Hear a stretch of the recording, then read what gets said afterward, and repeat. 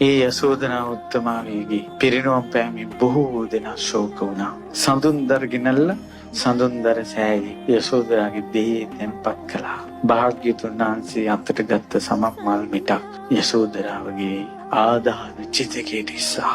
මේ යසෝදරා සංසාරේ චද්දන්ත හස්තියා වෙලා මහ බෝධිසත්වයෝ දල කපාගෙන ගියාට පස්සේ මැරුණට පස්සේ ඇතා ඒ ඇතින්න කැලේ තියෙන දර ඔක්කොම ගෙනල්ලා තියලා ඇතා ඒ දර උඩට දාලා මැරිච්ච තමන්ගේ ස්වාමියා ඇතින්නියෝ 10000ක් සමග ඒ ඇතා උපස්ථාන කරපු පසේ බුදුරජාණන් වහන්සේලා 500ක් ඉස්සරහා ඒ චද්දන්ත ඇතාගේ ඇතින්නේ ඒ ඇත් දේහය ආදාහනය කළා ගිනි තියලා ඇතින්නියක් වෙලා ඉද්දී ඒ පිනේ යසෝදරාට තියෙනවා. යසෝදරාගේ ආදාහනයේදී බුදුරජාණන් වහන්සේ මල් මිටක් එස්සා ඒ චිතකයේ දැල්ලුණා ඉබේම පිරිමියෙක් ගිනි තිබ්බේ නැහැ. ආදාහනෙන් භස්මාවශේෂ ඉතුරු වුණා. පිරිමියෙක් ඇල්ලුවේ නැහැ. යසෝදරා මහා සෑය කියලා ස්තූපයක් ඇදුව රජගහනුවර. බොහෝ දෙනා රාහුල මාතා යසෝදරා බද්ද කච්චායනා ඇයට බොහෝ උපස්ථාන කළා. ඒ යසෝදරා රහත් තෙරණියගේ ස්තූපයට වැඳලා පොඳලා දහස් ගණන් දෙව්ලෝ ගියා. මේ ලෝකේ පවිත්‍ර ස්ත්‍රී කුමරි බඹසර තියෙන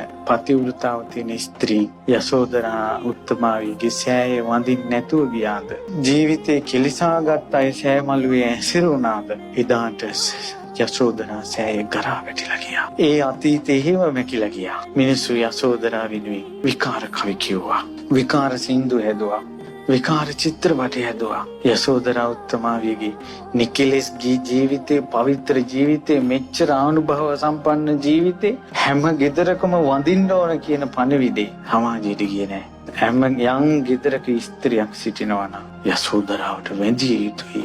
සසරක කර්ම ගෙවෙනවා. සසරක කර්ම ගෙවෙනවා. බුදුරජාණන් වහන්සේ සරණ ගියා නම් ඒ ලෝතුරා සම්මා සම්බුදුරජාණන් වහන්සේගේ සම්බුද්ධත්වයේ ඉක්මන් කරවපු යසෝදරාවට බුදුරජාණන් වහන්සේ ගැන තියෙන බුදු සරණින් අපි වැඳිය යුතුයි. ගරු කළ යුතුයි.